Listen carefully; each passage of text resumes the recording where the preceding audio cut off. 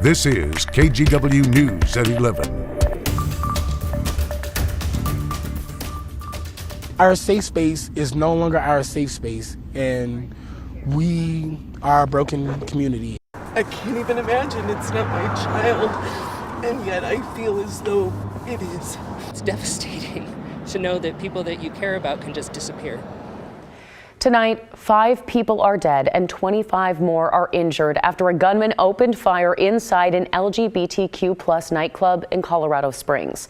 It happened late Saturday night. The 22-year-old gunman was stopped by customers at Club Q and was arrested by police shortly after. This is KGW News at 11. I'm Brittany Folgers. Investigators have not confirmed the gunman's motive. However, we do know that it took 5 minutes from the first 911 call until the suspect's arrest. Colette Bordelin spoke with witnesses. It was everything. Club Q. It was welcoming. It was open. And what it means to Colorado Springs I found myself here. can be summed up in a word. This place was a home for a lot of people. A home where everyone was welcome. The love, the laughs, the people that you meet. It's gone. I was on the dance floor. I heard 4 to 5 shots ring out. Joshua Thurman hid in a dressing room last night and had to listen as a gunman turned his community into a crime scene. A part of me feels like it should have been me that was taken instead of the 5 people. Police say 5 people were killed. More than 24 others were hurt. At least 2 heroic people inside the club confronted and fought with the suspect and were able to stop the suspect from continuing to kill and harm others. The people who stopped the suspect were not injured as far as police know. I think we're all in shock.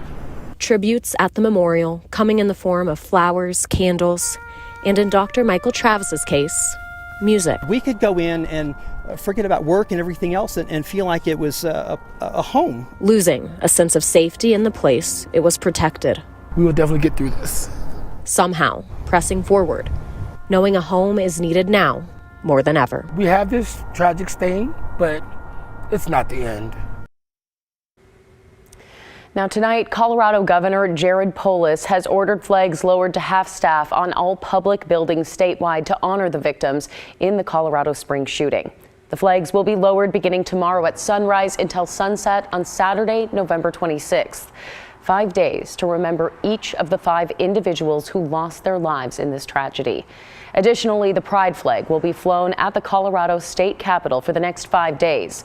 Club Q announced on its website that it will be closed until further notice. Reaction is pouring in online. President Joe Biden tweeting this morning that he and the First Lady are praying for the victims. Governor Kate Brown, who is a member of the LGBTQ+ community herself, tweeted, "It's hard to find the words to address this kind of atrocity, but I'm grateful for the heroic patrons and first responders who stepped in to help. On this Trans Day of Remembrance, I stand with the victims, their families, and the entire LGBTQ community." Basic Rights Oregon, a statewide advocacy organization, released a statement saying, in part, spaces like Club Q play a uniquely affirming and irreplaceable role in many of our lives. Any attack on such a space is devastating for our community and sends a stark reminder that our society continues to be plagued by hatred, ignorance, and gun violence. We are sending our love and support to Colorado's LGBTQ2SIA+ community.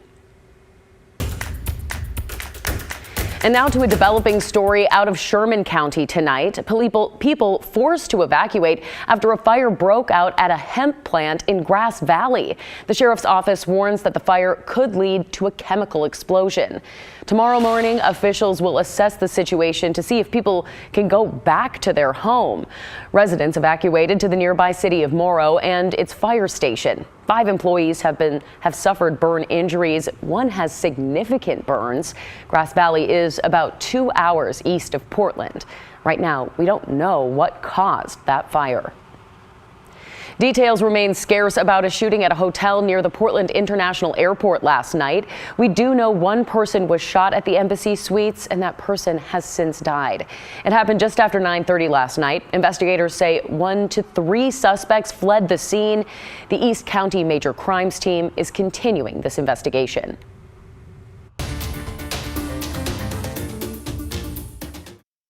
And currently, there are no suspects in custody, and we have not located a weapon.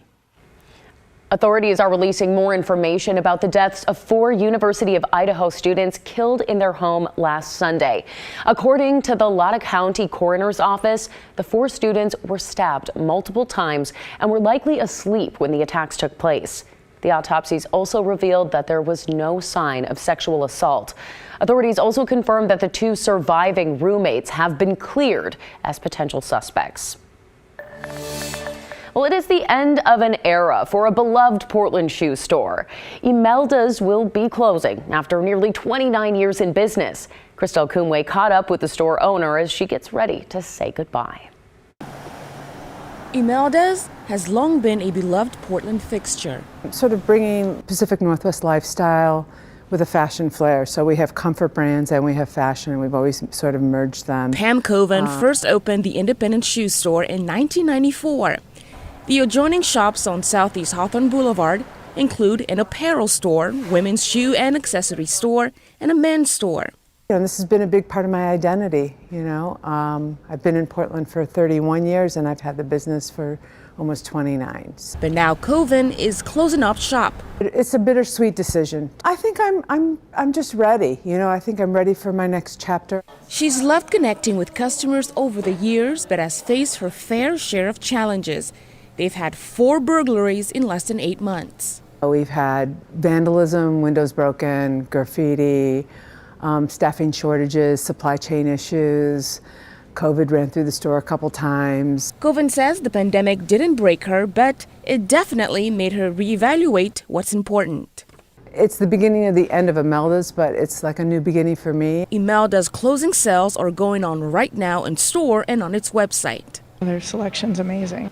Giving customers one last chance to stock up. I've shopped here a lot, and I'm sorry to see them go. It's a great store. Sorry to see it go, but understandable. People got to live their lives, right? It wasn't an easy decision. Coven isn't sure what will come next, but as the door closes at Imeldas, she hopes she'll lead the way for another to open. You know, someone in Portland can pick up the baton, and you know, there's opportunities for someone to do something like this. The shop doesn't have a final closing date yet. It all depends on inventory, so customers have a few more weeks to shop before they close for good. Christelle Kumwe, KGW News. Well, the dry streak continues into the work week. Meteorologist Joe Ranieri here with us now. And Joe, I really can't believe that it's almost the end of November and it's still this sunny. It's sunny and, you know, I wouldn't call it gorgeous. It's beautiful to look at, but the temperatures have definitely been on the cold side. That was the case earlier this morning. A lot of us woke up to temperatures in the upper 20s, low 30s. I'm not expecting it to get that cold out there tonight. We're looking at temperatures currently right around the mid to the upper 30s throughout much of the metro area. Over at Tiber Junction along Highway 26, you're looking at a temperature right at that freezing mark, and a little bit some of the rural areas will be seeing more of that cold air move through. But for tomorrow, it will be the 14th day in a row without any rain. And yeah, it's absolutely wild to think because we usually see close to 5.5 inches of rain for the entire month of November. And yes, we are at a deficit, but some models are suggesting we could catch up heading into the later part of the holiday weekend. I'll talk more about that a little bit later in the show, but right now we're seeing temperature of 39 degrees. Again, no measurable amount of rain in 13 days. 13 days, right? And then we did see some trace amounts on November 11th, but measurable amount of rain, we haven't seen it for a while. Tomorrow marks 14 days. That will mark a record. And if you're wondering, when does the rain arrive? I have that for you coming up in your detailed forecast. All right, Joe, thanks so much. We're looking forward to it. Well, hey, if you've never heard about the American Perimeter Trail, well, that's because it's not built yet. It's a Bend man's dream to create the 14,000-mile trail for hikers and backpackers. Tim Gordon reports he's already gone to amazing lengths to get it started. I left my home in Bend, Oregon with used gear and $400 in my pocket and a dream. The route? The American Perimeter Trail. With a film crew following his finish, Rue McHenrick returned to Bend on October 8th. After more than 2 years scouting a 14,000-mile trail he wants to establish, he hiked the entire thing. McHenrick is a Triple Crown hiker, having hiked the entire Appalachian Trail, Pacific Crest Trail, and Continental Divide Trail. And now you can add 14,000 miles scouting the American Perimeter Trail onto your resume as well, right? Yeah, I don't know if I'm trying to build a resume, but I'm certainly building experience. I talked to McHenrick not long after his return home about the experience of circumnavigating the United States on foot, sometimes on existing trails, but often not. So I was on trail, off trail, in the middle of nowhere, on roads, walking down a stream, walking up a stream, all over the place. This was all in an effort to set the path for the American Perimeter Trail. Why? McHenrick says he's a conservationist first and a professional backpacker second. It's about connecting communities and caring for our environment. When people are engaged and involved with wilderness areas or even wildland areas for recreation, they also tend to take care of it and to try to protect it. It brings value into their life. And so foremost, I'm a conservationist. The American Perimeter Trail would create a huge conservation corridor through at least 25 states. I mean, this will be one of the largest volunteer efforts on the planet ever. Fortunately, he is not alone in the effort now. Since he hit the trail in July of 2019, he's been able to establish a nonprofit organization with a board of directors and people from around the country and the world becoming members to help. I think if you have a dream and you take a large risk and you put your heart out there in a vulnerable position, that people will relate to that and they want to see you succeed. That's exactly what McHenrick did for 14,000 miles through thick and thin. Thank you, friend, man. Yeah. This is so great. This guy needed to chase his cows back in. It looks like we got them all back in. I'm just going to catch a ride with him. He had some help and made connections along the way, but was alone most often. There were many roadblocks and restarts during a pandemic. His physical and mental health were challenged more than ever. Continuing east, following the border into El Paso, walking across the 1,300 miles of Texas, coming into the bayou country of Louisiana and Mississippi.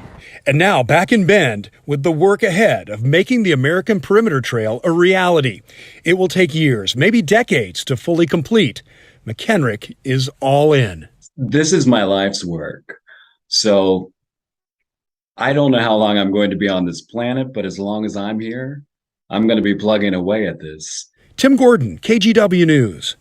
Wow, really cool dream. Now, McHenrick says that there will be many adjustments to the route to come, but the current route will be available on hiking apps soon. If you want to get involved with the American Perimeter Trail, we've got a link at kgw.com.